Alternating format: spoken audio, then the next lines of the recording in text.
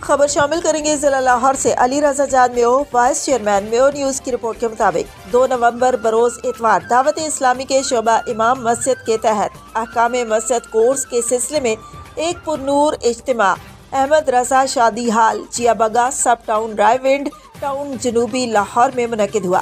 اجتماع میں دعوت اسلامی کی مرکزی مجلس شورا کے رکن حاجی عقیل اتاری دامت برکاتہم عالیہ نے نہایت پر اثر بیان فرمایا۔ انہوں نے احکام مسجد کے 5 حصوں میں سے پہلے حصے پر گفتگو کرتے ہوئے وضاحت کی کہ مسجد کے 3 احوال ہوتے ہیں: عین مسجد، فنائے مسجد اور خارج مسجد۔